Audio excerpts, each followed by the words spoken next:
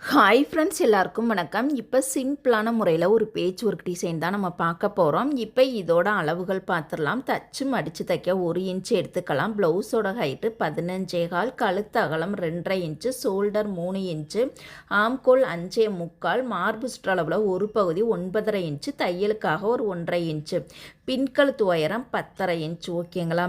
இப்போ நம்ம ஒரு திலகம் ஷேப்பை பயன்படுத்தி தான் நெக் டிசைன் வந்து நம்ம கட் பண்ண போகிறோம். இந்த டிசைனுக்கு நம்ம கேன்வாஸ் பயன்படுத்தாமல் தான் நம்ம தைக்க போகிறோம். எப்போதுமே இந்த மாதிரி ஒரு பாக்ஸ் வந்து நம்ம போட்டுக்கலாம். பாக்ஸ் போட்டதுக்கு அப்புறமா அந்த நெக்கோட ஷேப் நம்ம வரையும் பொழுது அப்போ தான் அந்த நெக் டிசைன் பார்க்கும்போது ரொம்ப அழகாக இருக்கும். இப்போ இந்த லைனிங் கிளாத்தை மட்டும் நம்ம கட் பண்ணி எடுத்துக்கலாம். ஓகேங்களா? இந்த டிசைனுக்கு கேன்வாஸ் இல்லாமல் தான் நம்ம வந்து தைக்க போகிறோம். இப்போ பாருங்கள், அழகாக நீட்டாக நம்ம லைனிங் கிளாத்தை மட்டும் நம்ம கட் பண்ணி எடுத்துக்கலாம். இப்போ இந்த பகுதியை நம்ம தனியாக எடுத்து வச்சிடலாம். இப்போ இந்த இடத்துல நம்ம பேட்ச் ஒர்க் பண்ணுறதுக்கு நம்ம ப்ளவுஸ் என்ன கலரில் எடுத்துருக்கோமோ அதுக்கு மேட்சாக இருக்கக்கூடிய துணி தான் நம்ம வந்து எடுக்க போகிறோம். பாருங்கள், இதுக்கு நம்ம டபுள் கலர்லேயும் தைக்கலாம், இல்லை அப்படின்னா ப்ளவுஸுக்கு மேட்சாக இருக்கக்கூடிய கலர்லேயும் எடுத்துக்கலாம். எந்த கலரில் தைச்சாலுமே ரொம்ப அழகாக சூப்பராக இருக்கும். இது போல் பிசுறு பகுதியை நேராக நம்ம கட் பண்ணி எடுத்துக்கலாம். இப்போ நம்ம ஃப்ரீல் யூஸ் பண்ணி தான் நம்ம வந்து தைக்க போகிறோம். இந்த நெக் டிசைன் ரொம்பவே அழகாக இருக்கும். இதோட அகலம் பார்த்திங்கன்னா கரெக்டாக நம்ம 3.5 இன்ச்சில் எடுத்துக்கலாம். பாருங்கள், 3.5 இன்ச் நம்மளுக்கு அளவு கரெக்டாக இருக்கும். இது போல் பாருங்கள், வரிசையாக 3.5 இன்ச் 3.5 இன்ச் அந்த அகலத்தில் இது போல் நம்ம மார்க் பண்ணிக்கலாம்.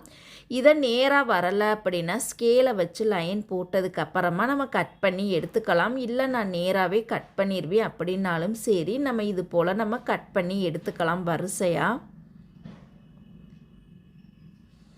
இந்த ஃப்ரீல் நெக்குக்கு துணி எவ்வளோ வேணும்னு பார்த்தீங்கன்னா கண்டிப்பாக நம்மளுக்கு 1/2 மீட்டர் நம்மளுக்கு தேவைப்படும்.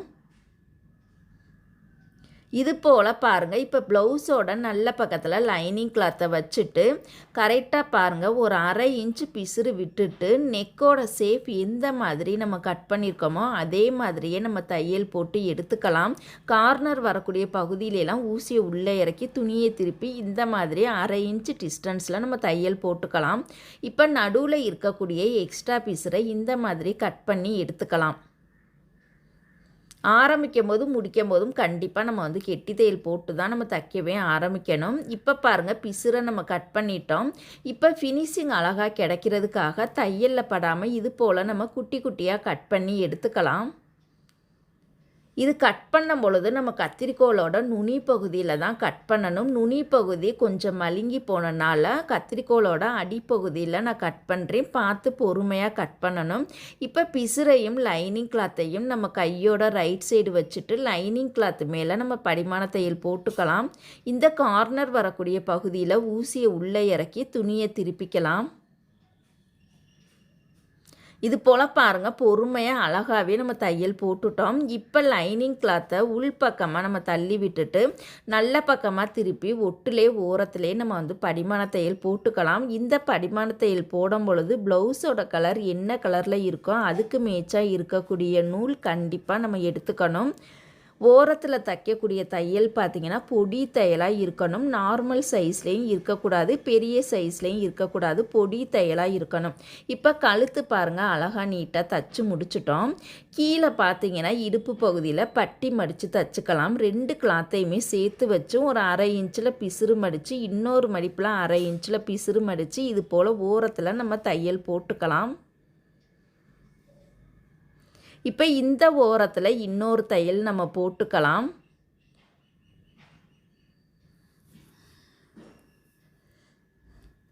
இப்போ பாருங்கள், நம்ம வந்து ஷோல்டரை சென்ட்ரு பண்ணி டாட் பிடிச்சிக்கலாம். கண்டிப்பாக எல்லா டிசைனுக்குமே டாட் கண்டிப்பாக நம்ம பிடிக்கணும்.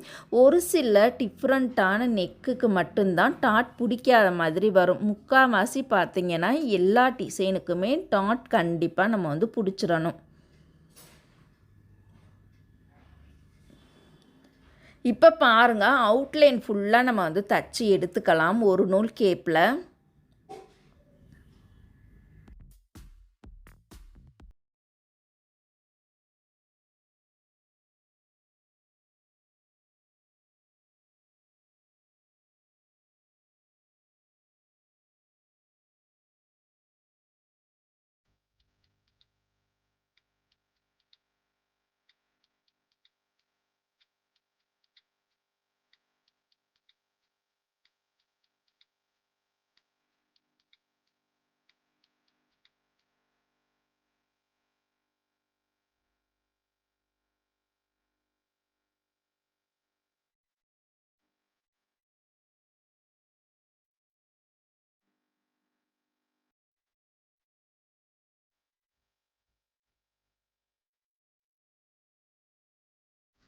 இப்போ நம்ம அழகா நீட்டாக தச்சு ரெடி பண்ணிட்டோம். இந்த பகுதியை நீட்டாக நம்ம அயர்ன் பண்ணி எடுத்துக்கலாம்.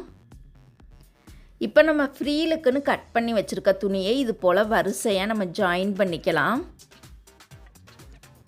ஒரு தையல் போட்டாலே போதுமானது. எப்போதுமே டிசைன் ப்ளவுஸ் தைக்கிறோம் அப்படின்னா தையல் பொடி தையலாக இருக்கணும். அப்போ தான் டிசைன் ப்ளவுஸுக்கு அந்த ஃபினிஷிங் ரொம்ப ரொம்ப சூப்பராக அழகாக இருக்கும். இது போல் வரிசையாகவே நம்ம இணைச்சிக்கலாம். கரெக்டாக ஒரு 1/2 இன்ச்சு பிசுறு விட்டுட்டு ஒவ்வொரு பீஸையுமே வரிசையாக இந்த மாதிரி தச்சுக்கலாம். இந்த பகுதியை நம்ம திருப்புறதுக்காக ரெடிமேட் ரோப்பை எடுத்துகிட்டு இது போல் அடியில் கெட்டி தையல் போட்டுட்டு சைடில் பார்த்தீங்கன்னா ஒரு 1/2 இன்ச்சு பிசுறு விட்டுட்டு இது போல் நேராக நம்ம தையல் போட்டுக்கலாம். நீளமான ரோப்பை வச்சு தான் நம்ம தைக்க போகிறோம். இந்த ரோப் பகுதியை உள்ளே வச்சு தைச்சோம் அப்படின்னா நம்மளுக்கு திருப்புறதுக்கு 1 நிமிஷம் கூட ஆகாது. ஃபாஸ்ட்டாக நம்மளால் திருப்ப முடியும். நம்மளுக்கு ஃபினிஷிங் அழகாக கிடைக்கும்.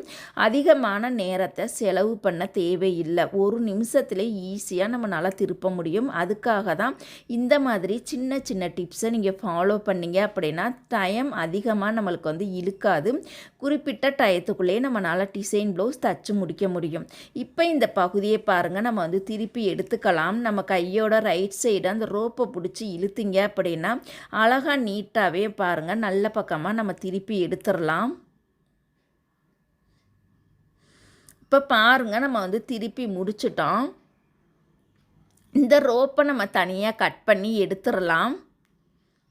இப்போ பாருங்கள் நம்ம இந்த ஃப்ரீல் பகுதியோட அந்த தையல் போட்ட பகுதி சென்டரில் வர்ற மாதிரி வச்சுட்டு நம்ம அழகாக நீட்டாக 2 சைடுமே அயர்ன் பண்ணி எடுத்துக்கலாம்.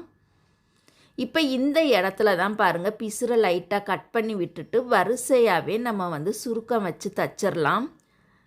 சுருக்கம் வச்சு தைக்கும் பொழுது ஓரத்தில் தையல் வராமல் கரெக்டாக சென்ட்ரு பகுதியில் நம்ம தையல் வர்ற மாதிரி நம்ம போட்டுக்கலாம். பாருங்கள் ஒவ்வொரு சுருக்கத்தோட அகலம் பார்த்திங்கன்னா 3/4 இன்ச்சு அகலத்தில் வரிசையாகவே அழகாக நம்ம தச்சுக்கலாம். இந்த ஒவ்வொரு சுருக்கம் தைக்கும் பொழுது நம்மளுடைய விரல் பகுதியை யூஸ் பண்ணாமல் இந்த மாதிரி ஸ்க்ரூ டிரைவர் அல்லது பெரிய ஊசி இந்த மாதிரி யூஸ் பண்ணி நம்ம சுருக்கம் வச்சோம் அப்படின்னா நம்மளுக்கு ஒரே அளவாக சேமாக ஃபினிஷிங் பக்காவாக இருக்கும். கண்டிப்பாக இந்த மாதிரி டிப்ஸ் எல்லாம் ஃபாலோ பண்ணுங்க.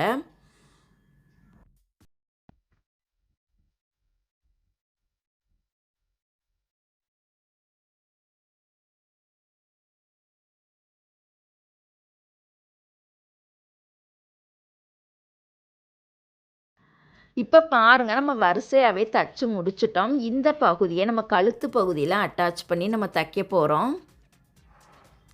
கழுத்தில் இருந்து பாருங்கள் கரெக்டாக கழுத்தை ஒட்டியே வச்சுட்டு அந்த முன்னாடி போட்ட தையல் மேலே அந்த சென்ட்ரு பகுதியிலே நம்ம தையல் போட்டுக்கலாம்.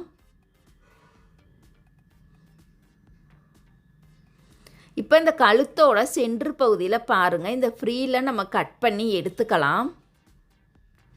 இந்த இடத்துல பிசுறு தெரியாமல் உள்பக்கமாக பிசுரை மடித்து இந்த இடத்துல கெட்டி தையல் போட்டு நம்ம வெளியில் எடுத்து நூல் பிசுரை கட் பண்ணி எடுத்துக்கலாம்.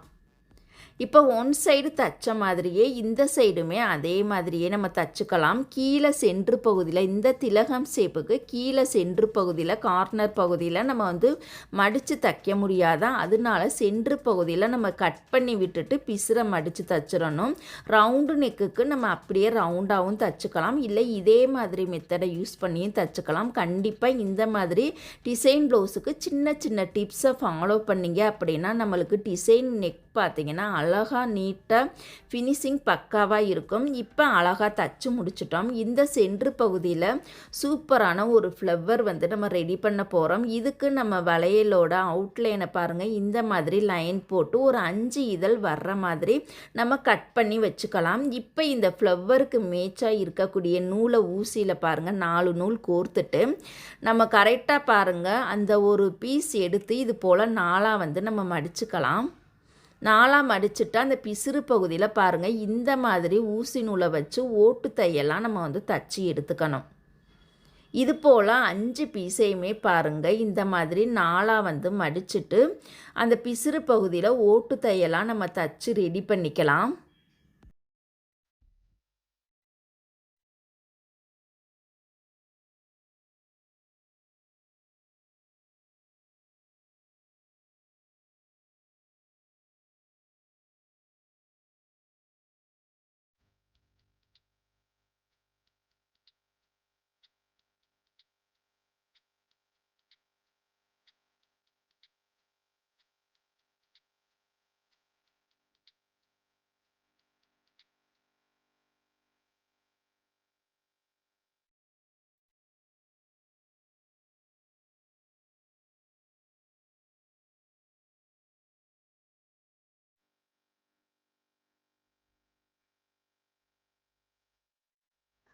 இப்போ 5 இதழையுமே கோர்த்து முடிச்சுட்டோம். எக்ஸ்ட்ரா நம்ம நூல் விட்டு கட் பண்ணிவிட்டு இதை பாருங்கள் நல்லா டைட்டாக வந்து சுருக்கி விட்டுட்டு ஒரு 3-4 நாட் வந்து நம்ம போட்டுக்கலாம். நல்லா டைட்டாக வந்து முடிச்சு போடணும். ஒரு 3 முறை அல்லது 4 முறை டைட்டாக முடிச்சு போட்டால் தான் நம்மளுக்கு இந்த ஃப்ளவர் பார்க்கும்பொழுது அப்படியே நேச்சுரலாக இருக்க மாதிரியே இருக்கும். இப்போ இதோட ஷேப் வந்து அழகாக நீட்டாக எடுத்து விடலாம். ஒவ்வொரு இதழோட ஷேப் வந்து அழகாக எடுத்து விட்டுட்டோம் அப்படின்னா சூப்பரான ஃப்ளவர் நம்மளுக்கு கிடச்சிரும். இப்போ ஒரு 10 இன்ச்சு ஹைட்டில் நம்ம வந்து ரோப் வந்து கட் பண்ணி எடுத்துட்டு 2 சைடுமே நம்ம குஞ்சம் ரெடி பண்ணிக்கலாம். இந்த குஞ்சம் நார்மலாக முக்கோண ஷேப்லையும் தைக்கலாம், இல்லை வேறு நம்மளுக்கு என்ன டிசைனில் தைக்கணும்னு நினைக்கிறோமோ அந்த டிசைன்லேயுமே நம்ம தைச்சிக்கலாம். இப்போ பாருங்கள், இந்த மாதிரி 2 சைடுமே நம்ம வந்து தச்சு ரெடி பண்ணிக்கலாம்.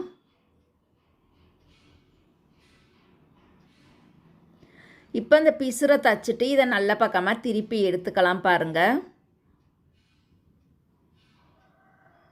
இப்போ இந்த இடத்துல பாருங்கள், இந்த ரோப்போட சென்ட்ரு பகுதியில் நம்ம இந்த மாதிரி ஒரு டபுள் இதுவாக மடித்து விட்டுட்டு இந்த இடத்துல நம்ம வந்து கெட்டி தையல் போட்டுக்கலாம்.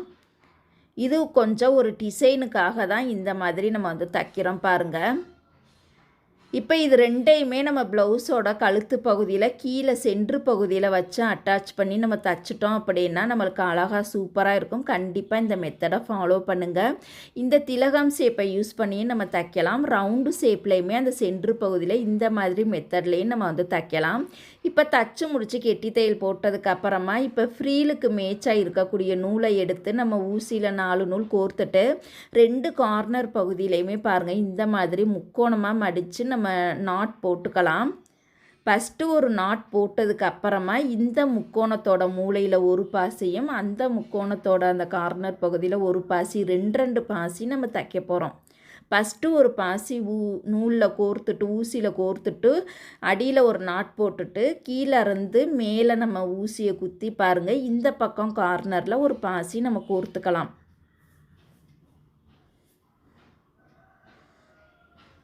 பாருங்கள், 2 பாசியும் அந்த தையலோட சென்ட்ரு பகுதியில் வர்ற மாதிரி நம்ம தச்சுக்கலாம். இப்போ அடுத்து பாருங்கள், இந்த ஒரு சைடு பாருங்கள் இது போல் முக்கோணமாக மடித்தா அடியிலேருந்து மேலே குத்திக்கலாம். இந்த சைடு ஒரு முக்கோணமாக மடித்து மேலேருந்து அடியில் குத்தி ஒரு நாட் போட்டுக்கலாம். 2வது நாட் போடும் பொழுது தான் நம்ம பாசியை கோர்த்து இந்த மாதிரி நம்ம வரிசையாக நம்ம தச்சு எடுக்கணும். இந்த பாசி எப்படி கேட்டு வாங்கணும்னு பார்த்தீங்கன்னா நம்ம ஆரி ஒர்க்குக்கு பயன்படுத்தக்கூடிய பாசின்னு கடையில் கேட்டு வாங்கணும். பெரிய சைஸும் இல்லாமல் சின்ன சைஸும் இல்லாமல் ஒரு மீடியமான சைஸில் இருக்க மாதிரி நம்ம பார்த்து வாங்கிக்கணும். ஆரி ஒர்க்குக்கு பயன்படுத்தக்கூடிய பாசி வாங்கினா தான் நம்மளுக்கு வந்து கொஞ்சம் வெளுக்காமல் இருக்கும். இல்லாட்டினா அந்த மஞ்சேன்னு இருக்கிற பாசியை வாங்கினோம் அப்படின்னா ஃபஸ்ட் டைம் போடும்போதே அந்த வேர்வை தண்ணி பட்டே நம்மளுக்கு வந்து ஃபுல்லாகவே கருப்பாயிரும்.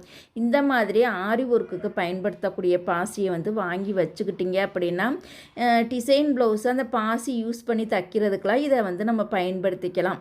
இது போல் பாருங்கள் வரிசையாகவே நம்ம பாசியை வச்சு தச்சு எடுத்துக்கலாம்.